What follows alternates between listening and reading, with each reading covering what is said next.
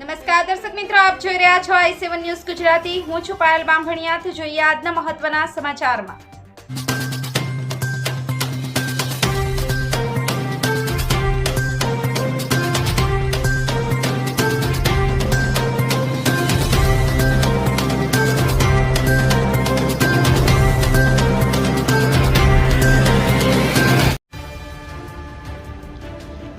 આંતરસુબા ખાતે આદિમ જૂથ મતદાર જાગૃતિ કાર્યક્રમ યોજાયો।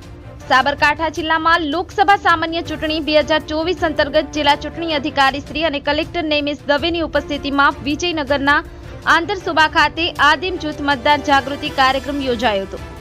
સાબરકાંઠા જિલ્લામાં મતદાન જાગૃતિ અંગે વિવિધ પ્રવૃત્તિઓ કરવામાં આવી રહી છે, જે અંતર્ગત જિલ્લામાં આદિમ જૂથ સમુદાય પણ લોકશાહીના મહાપર્વમાં વધુમાં વધુ મતદાન કરે અને લોકશાહીના અવસરમાં સહભાગી બને તે માટે મતદાન જાગૃતિ કાર્યક્રમ યોજાયો હતો, જેમાં લગભગ 100 જેટલા કાથોડી સમુદાયના ભાઈઓ અને બહેનોએ પરિવાર સાથે અવશ્ય મતદાનના શપથ લીધા હતા।